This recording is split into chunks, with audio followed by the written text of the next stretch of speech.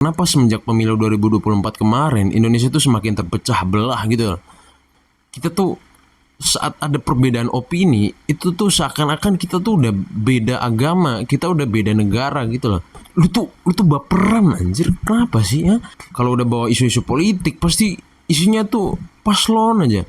Saling adu paslon tuh kenapa sih anjir? Kalian itu masih pemilu apa? Ha? Disindir dikit baper ya.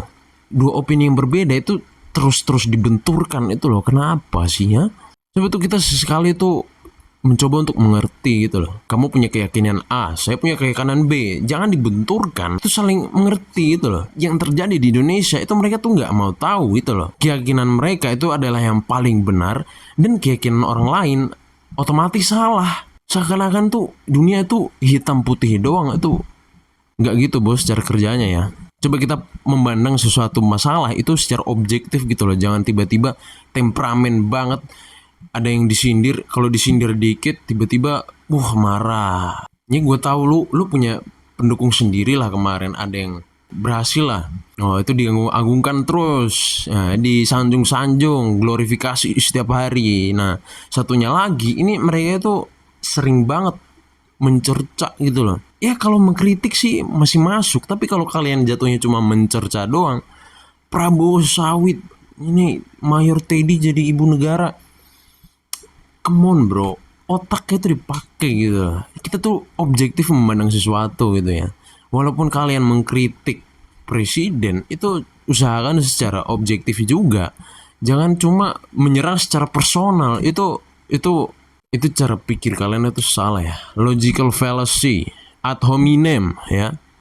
Yang dikritik, yang diserang itu kebijakannya ya, bukan orangnya. Tolong. Kita tuh sebagai rakyat Indonesia tuh berpikir secara objektif, secara logik gitu loh. Jangan cuma mengandalkan hati doang, otaknya itu dipakai ya.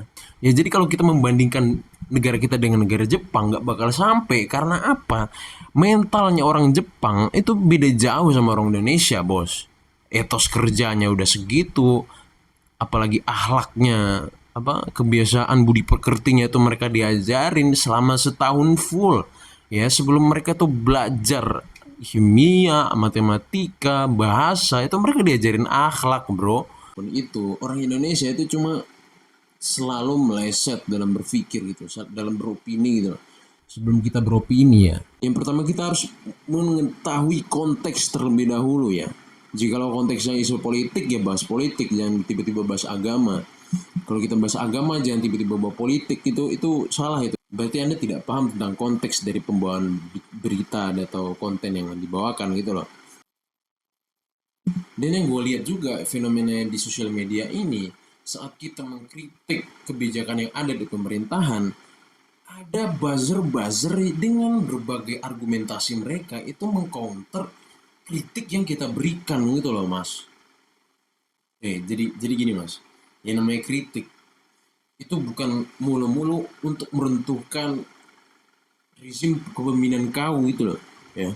Jadi kita tuh cuma pengen Indonesia ini menjadi lebih baik gitu loh ya. Jadi kalau ada kebijakan-kebijakan yang nyeleneh itu kan harus dilurusin gitu. Kita mau kritik seakan-akan kita tuh ingin menjatuhkan presiden, itu logika kalian itu rusak boy ya. Benerin dulu itu cara pikirnya ya.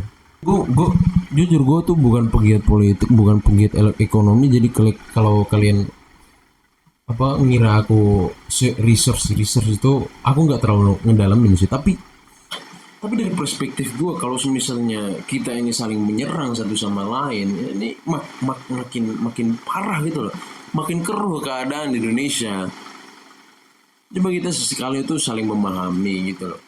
Kalau misalnya dikritik itu diterima jadi presiden itu ya, yang kritik juga jangan cuma melontarkan bahasa-bahasa yang kotor, seakan-akan Anda itu tidak punya, dalam berbahasa itu tidak ada etikanya, itu enggak ya.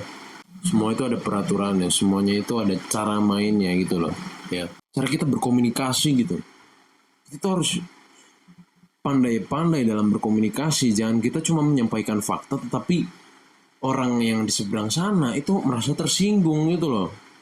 Jadi yang ada itu malah memperkeruh suasana. Kita bukan menemukan sebuah solusi tapi menambah permasalahan yang baru gitu loh. Kita tuh nggak pernah saling introspeksi diri gitu loh. Kalau misalnya kita sebagai kritikus itu juga masih kurang perhatian misalnya nih. Contohnya 17 tambah 8 kemarin ya. Itu tuh sampai sekarang tuh nggak ada yang gaung-gaungin lagi. Nah itu salah satu kekurangan dari kritikus-kritikus politik kemarin. Jadi tuh jangan cuma kayak tai ayam doang itu loh, panasnya di depan doang.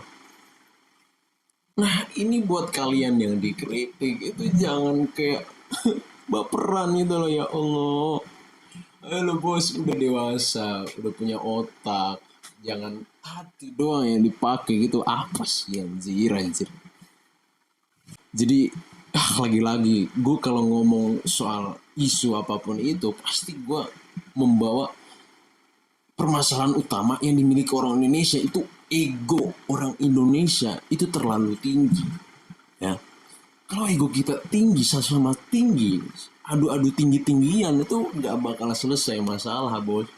Kita mau memberantas kemiskinan, kita malah adu argumen ini. Kira-kira yang mau di melaratkan siapa? Apakah rakyat yang di bawah atau konglomerat itu gak bakalan selesai coy.